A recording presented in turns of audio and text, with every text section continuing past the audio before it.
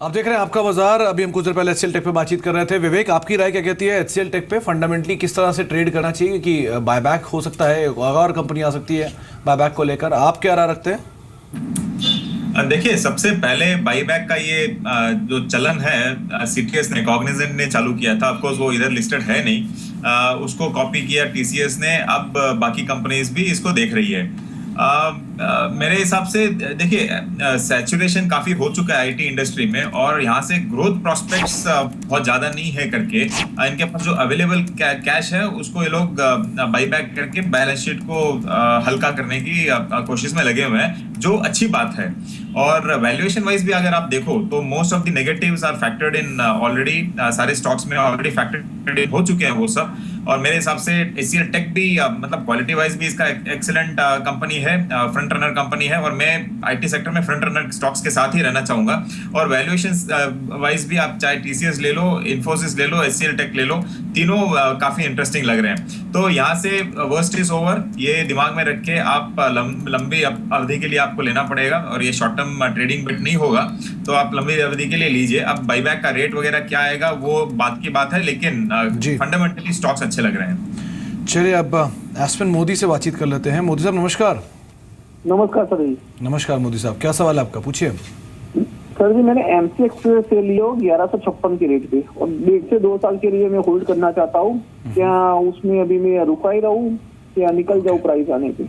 चलिए लोकेश, 1156 में खरीदारी है, 1123 का मौजूदा स्तर आ रहा है, 100 शेयर है, रफली 25-26 रुपये पर शेयर घाटा हो रहा है। क्या करना चाहिए एमसीएक्स में?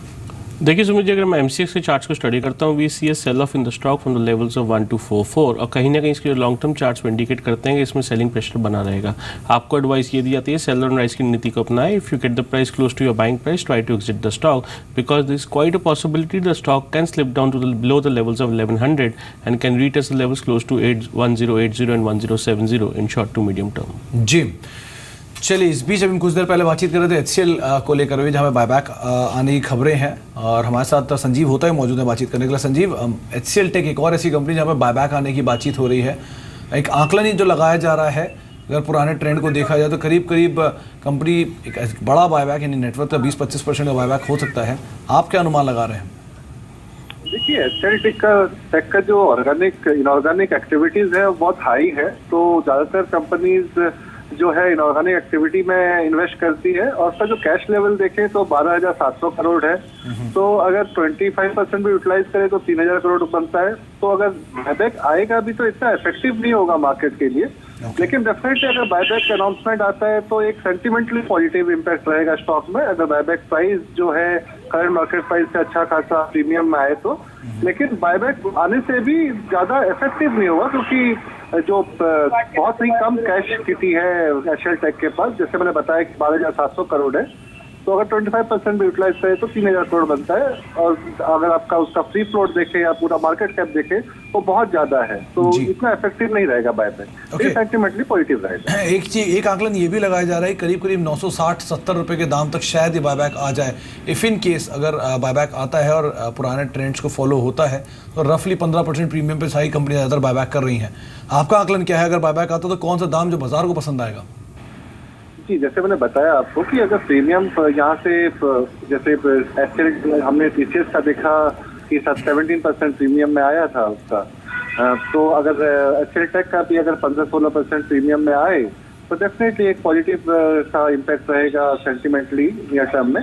लेकिन जो बायबैक अमाउंट है वो बहुत ही छोटा रहेगा, तो इतना ज़्यादा इफेक्टिव नहीं रहेगा पूरा बायबैक, लेकिन सेंटिमेंटली पॉजिटिव रहेगा। जी, आपकी अदरवाइज राय क्या है आईटी स्पेस को लेकर और पर्टिकुलरली एचसीएल टेक पर? एचसीएल टेक हमारा टॉप पिक है अभी, इन्फोसिस भी टॉप पिक है। दोनों ही शेयर हमको पसंद है, लेकिन जो इन्वेस्टमेंट हॉराइजन हम उसमें बोल रहे हैं अराउंड 12 to 15 मंथ, क्योंकि भी आईटी इंडस्ट्री अब अगर देखें तो बहुत ही डिफिकल्ट एनवायरमेंट है, और जो पॉलिसीज इशू है यूएस में, वीजा रिजीम है, वो भी एक ओवरहैंग बना रहा है आईटी सेक्टर के लिए। तो आप कॉशियस है आईटी सेक्टर के लिए, लेकिन अगर इन्वेस्टमेंट करना चाहे तो थोड़ा सा ज्यादा हॉराइजन ले, अराउंड 12 to 15 मंथ, और एचसीएल टेक और इन्फोसिस अभी भी बाय कर सकते हैं। Right, thank you very much mister होता अपना समय हमें देने के लिए और खास तौर पर HCL टेक्नोलॉजीज के बायबैक पर अपने ओपिनियंस शेयर करने के लिए। चलिए आगे बढ़ते हैं, कुछ और दर्शकों से बातचीत करते हैं। अनुरूप हमारे साथ फोन लाइन पर जुड़े हैं। नमस्कार अनुरूप, पूछिए अपना सवाल। जी नमस्कार जी, इंट्राडे के लिए पीटीसी का 200 शेयर लिया था 92.80 पे, तो टारगेट कितना तक रख सकता हूँ आज के दिन? श्योर, ठीक है। इंट्राडे के लिहाज से लोकेश यहाँ पर उन्होंने पीटीसी इंडिया में 92.80 के हिसाब से खरीदारी की है 200 शेयर्स की। यहाँ पर टारगेट और स्टॉप लॉस इनके क्या रेकमेंड करेंगे आप? देखिए साक्षी, if you look at the charts of PTC India Limited, we see a sideways consolidation on the hourly charts where the support for the stock is close to levels of 92 rupees and the upside is close to levels of 96. तो आप 96 के लक्ष्य अपनी position को hold कीजिए and keep a very strict stop loss close to levels of 92 rupees. इसमें second half में एक अच्छा ब्रेकआउट देखा जा सकता है। चलिए, तो आपको राय दी गई है, आप बने रह सकते हैं लेकिन नजरिया थोड़ी लंबी अवधि का रखें। 92-95 के स्तरों पर आप इस शेयर का भी कारोबार होते हुए देख रहे हैं। बातचीत करने के लिए हमारे साथ अब अमित हैं, अहमदाबाद से मौजूद हैं। अमित जी नमस्कार। नमस्कार। नमस्कार अमित जी, क्या सवाल? हाँ, मेरे पास ITI के 8000 शेयर है, 51 रुपीज में लिए है, तो क्या करना चाहिए? ITI क्यों चुना आपने अमित जी? हाँ, ITI को चुनने की वजह, कोई खास वजह? नहीं, ट्रेडिंग के लिए लिए थे। ओके, अब वो इन्वेस्टमेंट में कन्वर्ट हो गए। हाँ चलिए। और दूसरा मेरे पास मंदना इंडस्ट्रीज के है। ओके, ये भी आपने ट्रेडिंग के लिए लिए थे? ये भी ट्रेडिंग के लिए लिए थे, अभी इन्वेस्टमेंट बन गए। चलिए ओके, विवेक, इनका सवाल एक तो है ITI पर 8000 शेयर हैं, 51 रुपए के भाव पे खरीदारी है, करीब करीब 8 रुपए पर शेयर घाटा हो रहा है इन्हें। और दूसरा मंधाना इंडस्ट्रीज, यहाँ पर भी इन्वेस्टमेंट इन्होंने ट्रेडिंग की थी, रादर वो इन्वेस्टमेंट हो चुका है। आप क्या राय रखते हैं, क्या करना चाहिए इन दोनों शेयरों में? लॉस तो इन्हें हो रहा है लेकिन कैसे कन्वर्ट किया जाए प्रॉफिट में? देखिए, बहुत एक्चुअली मुश्किल सवाल है। बेसिकली एक अगर इन्वेस्टर ट्रेडिंग के रूप में अंदर एंटर करता है मार्केट में, तो चाहे कुछ भी हो जाए, आंधी तूफान कुछ भी आ जाए, 3:30 बजे से पहले उनको स्क्वायर ऑफ करके निकल जाना चाहिए। और अगर शॉर्ट टर्म ट्रेडिंग है तो स्टॉप लॉस के साथ ही अंदर जाना चाहिए। अब क्या हुआ कि एक ऐसा कंपनी जो मुझे नहीं लगता कि फंडामेंटली इतना साउंड है, ये ओवरऑल अपने ही सेक्टर को अंडर परफॉर्म कर रहा है। पहली चीज, वैल्यूएशन वाइज भी इसका कोई सस्ता नहीं है ये, और परफॉर्मेंस वाइज भी कोई खास नहीं है। और टेलीकॉम इंडस्ट्री में काफी कंपटीशन ऑलरेडी है, और टेलीकॉम इक्विपमेंट मेकर है ये कंपनी। ऑफकोर्स सरकारी कंपनी है, लेकिन काफी मतलब फंडामेंटली वीक बोलूंगा मैं इसको। तो उस बेसिस पे इसमें आप निकल सकते हो। आपको थोड़ी बहुत भी यहाँ से रैली मिले तो आप इसमें से निकल जाइए और समझ लीजिए कि ट्रेडिंग में नुकसान हो गया और कुछ नहीं। मंधाना इंडस्ट्रीज फिर से देखिए, प्रॉफिटेबिलिटी इसका कम हुआ है। लास्ट क्वार्टर इसका परफॉर्मेंस काफी खराब था और सेल्स भी करीबन 472 करोड़ आया था, वो भी पिछले क्वार्टर्स के अनुसार खराब था। इस वैल्यूएशंस में ये ठीक लग रहा है, महंगा नहीं लग रहा है इतना, और company wise fundamentally sound company है। तो उस बेसिस पे आप मंधाना में आप बने रह सकते हो। यहाँ से हो सकता है आपको वापस रैली मिले, लेकिन ITI से आप ऑन एवरी रैली आप स्लोली निकल जाइए आप। श्योर, तो चलिए, दोनों ही मंधाना और ITI पर आपको राय मिल चुकी है, आप उसी हिसाब से आगे बढ़िए। अहमदाबाद से अशोक जी हमारे साथ फोन लाइन पर हैं। नमस्कार सर, पूछिए अपना सवाल। मैडम, एक्सिस बैंक लिया है 598, क्या करे अभी? होल्ड करे के बेच दे? अभी तो आपको अच्छे खासे प्रॉफिट्स हो रहे हैं, कांग्रेचुलेशंस ऑन दैट। अब आप ये बताइए कि कितना लंबा नजरिया है आपका? कोई 2-3 साल भी चलेगा, 2-3 साल भी चलेगा। हाँ, ठीक है। और एक दूसरा है HCC, ठीक है, यहाँ पर भी आपने निवेश किया हुआ है? 33, हाँ, वो इन्वेस्ट किया है, 1000 शेयर है। ठीक है, ऑल राइट, आपको राय दिलवा देते हैं। क्योंकि लंबी अवधि का नजरिया है, विवेक आपसे ही राय लेना चाहेंगे। एक्सिस बैंक और HCC 2 से 3 साल का नजरिए के हिसाब से उन्होंने निवेश किया हुआ है, अच्छे खासे प्रॉफिट से अभी एक्सिस बैंक में, HCC में, और दोनों में ही क्या राय होगी आपकी?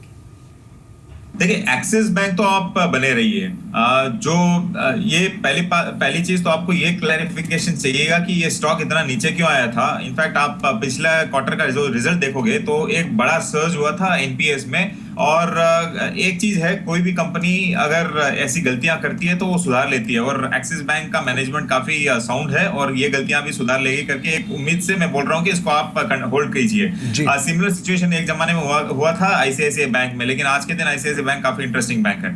तो लॉन्ग टर्म के लिए आप अगर रहते हो तो इसको कंटिन्यू कीजिए। और एक और चीज आप दिमाग में रखिए, बैंकिंग सेक्टर में जैसे अभी SBI ग्रुप कंपनी सारी का विलय होने वाला है, वैसे ही प्राइवेट सेक्टर में भी एक कंसोलिडेशन का फेज आएगा, जहां पे मेरे हिसाब से इंडिया में आज छोटे छोटे बैंक की कोई स्पेस नहीं है, वो सब बड़े बैंक्स में मर्ज होगी। तो काफी इंटरेस्टिंग सेक्टर रहेगा। मैं अगले 2-3 साल के लिए बैंकिंग सेक्टर में बना रहूंगा और मेरे पास पर्सनल होल्डिंग्स भी है। तो दूसरा स्टॉक कौन सा था? HCC विवेक। HCC देखिए काफी ऑलरेडी रनअप आ चुका है। कंपनी ठीक है, फंडामेंटली साउंड कंपनी है, लेकिन इसका यहाँ से परफॉर्मेंस बहुत ज्यादा देना मुश्किल लग रहा है मुझे। तो अगर आप ऑन डिप्स अगर बाई करने के लिए रेडी हो, कोई भी अगर निवेशक है, तो आप ऑन डिप्स बाई कर सकते हो। इस रेट में थोड़ा कॉस्टली लग रहा है HCC। जी चलिए, अब तो आपको यहाँ पर राय दी गई है HCC के संदर्भ में।